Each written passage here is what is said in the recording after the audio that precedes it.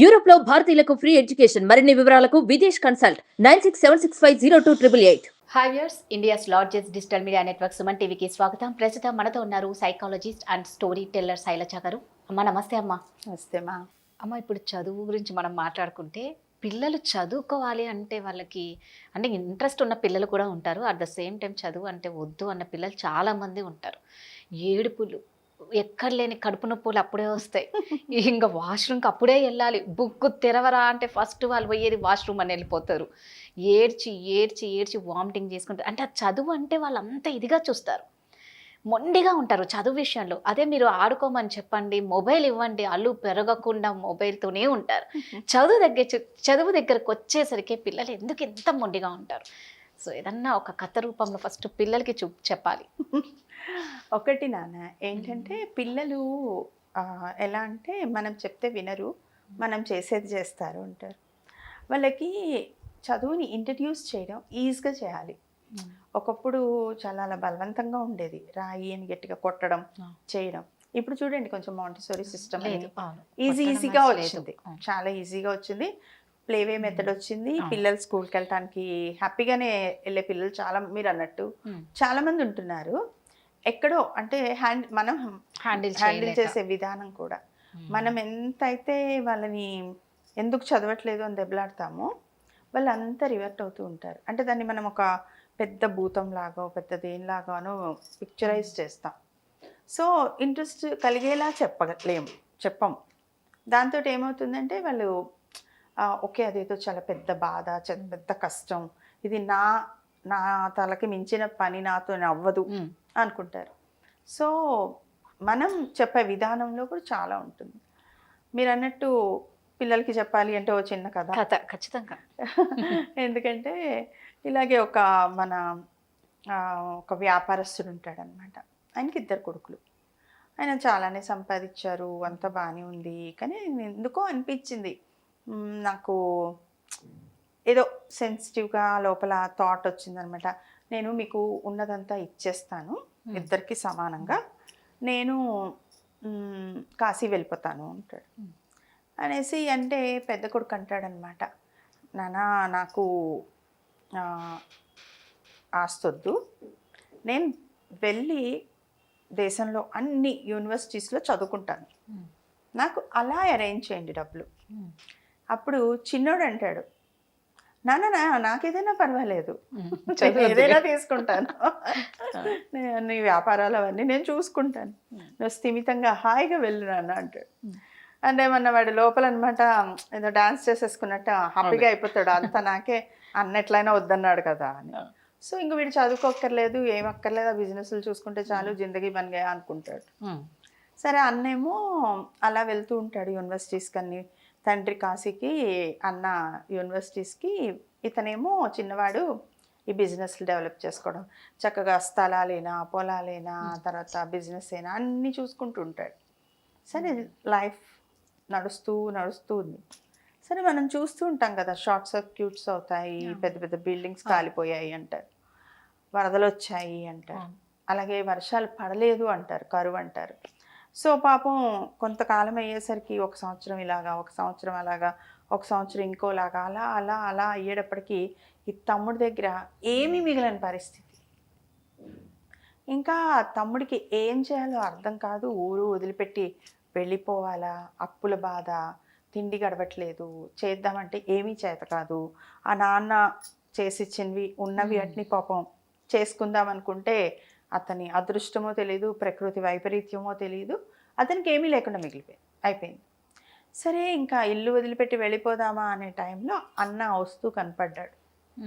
అన్న వస్తూ కనపడితే, అన్న ఏముందన్న ఇక్కడ, ఏం మిగిలిందన్న, అదిగో ఇల్లు కూడా కాలిపోయింది, బూడిద తప్ప ఏం లేదు మనకి ఇక్కడ, మనం ఇక్కడ ఏముంటాము, ఎందుకు ఉండాలి, నాకేం మిగలలేదు జీవితంలో, ఆశ లేదు అంటే అన్నాడు, అర్రె పిచ్చివాడా, అన్నిటికంటే గొప్ప ఎక్కడుందిరా అన్నాడు.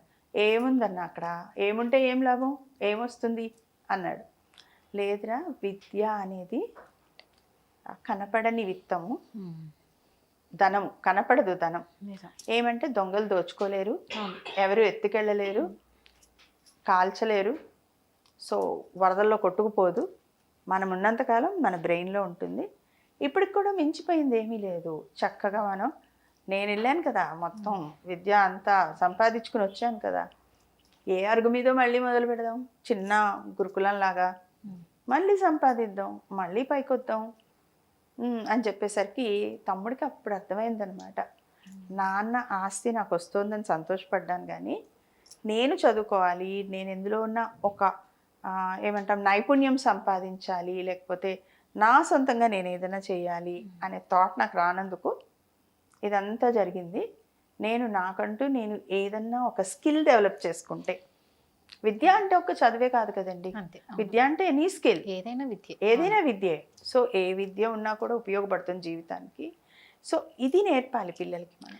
కరెక్ట్. అంటే ఈ కథలో తెలిసేదంటే మామూలుగా అంటారు విద్యకు మించిన ఆస్తి లేదు, ఆ విద్య ఉంది అంటే నువ్వు పెద్ద కోటీశ్వరుడితో సమానం.